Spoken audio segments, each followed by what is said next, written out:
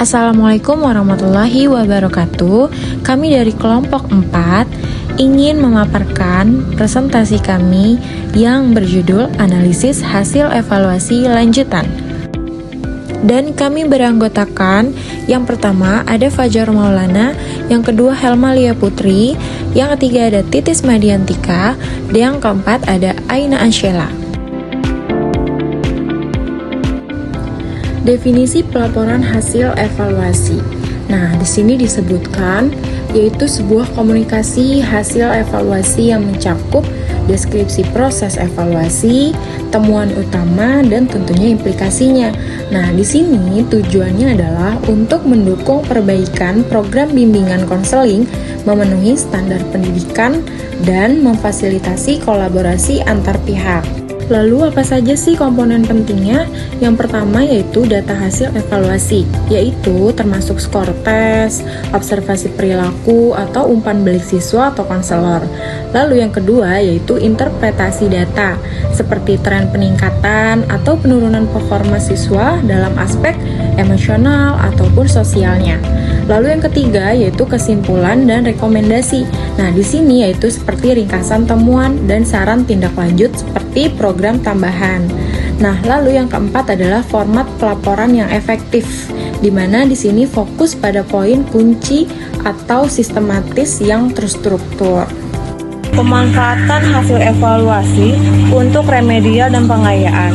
Pemanfaatan hasil evaluasi ini melibatkan penggunaan data evaluasi untuk merancang intervensi yang disesuaikan, yaitu remedial dan pengayaan.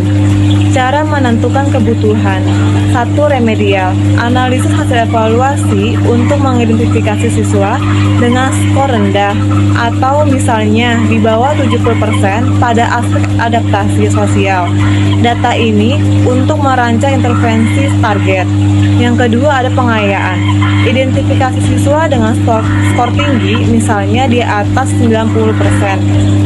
Pada aspek motivasi diri, data ini dirancang aktivitas lanjutan untuk mencegah kebosanan. Contohnya, 1. Dari evaluasi bimbingan konseling, siswa A mendapat skor rendah yaitu 55% pada manajemen emosi karena sering marah di kelas. Remedial, sesi ini menggunakan sesi mingguan dengan teknik relaksasi selama 4 minggu, hasilnya skor naik menjadi 75%. Contoh kedua, siswa B mendapat skor tinggi yaitu 95% pada keterampilan sosial dengan menggunakan pengayaan, ikut serta klub keterampilan pemimpin sekolah di mana ia memimpin proyek komunitas dan meningkatkan rasa kepercayaan diri. Praktik analisis hasil evaluasi. Yang kita ketahui, praktik analisis hasil evaluasi ini adalah sebuah proses untuk mengolah data evaluasi guna mendapatkan wawasan mendalam, di mana melibatkan identifikasi pola, evaluasi efektivitas program bimbingan konseling, dan perencanaan perbaikan. Analisis ini bersifat iteratif dan berbasis bukti. Selanjutnya kita masuk ke langkah-langkah analisis. Jadi untuk langkah-langkah analisis ini, yang pertama ada pengumpulan data atau mengumpulkan data. Pengumpulan data ini bisa diambil dari berbagai instrumen evaluasi ya, seperti contohnya tes, wawancara, jurnal siswa, kemudian juga ada penilaian kinerja, portofolio, dan lain sebagainya. Nah, selanjutnya kita ada di mengorganisasi data atau pengolahan data, di mana data ini dapat diolah secara dalam bentuk angka, kuantitatif ataupun deskripsi kualitatif, nantinya dapat disusun dalam bentuk tabel, grafik, atau spreadsheet. Selanjutnya ada menginterpretasi data atau menafsirkan data. Jadi data yang sudah ada diolah untuk mendapatkan informasi yang relevan dan dapat dilihat nih nanti pencapaian siswa, efektivitas pembelajarannya, kemudian mencari pola, lihat lagi tren peningkatannya dan juga faktor penyebabnya. Selanjutnya kemudian ada menyusun kesimpulan dan rekomendasi ya. Jadi penarikan kesimpulan ini merangkum semua data yang sudah ada, nanti dilihat tentang efektivitas programnya, terus kemudian saran perubahannya dan modifikasi serta bagaimana metode konselingnya harus dirubah. Gitu. Kemudian nanti bisa juga diberikan pemberian tindak lanjut ya dengan menggunakan hasil kesimpulan tersebut. Selanjutnya di sini ada contoh. Nah, untuk contohnya ini seperti dalam kasus evaluasi bimbingan konseling untuk 50 siswa kelas 11 dan data dikumpulkan dari pretest dan post-test tentang adaptasi karir. Nah, grafik garis menunjukkan rata-rata skor naik dari 65% sampai dengan 82%. Maaf, maksudnya dari 65% ke 82%.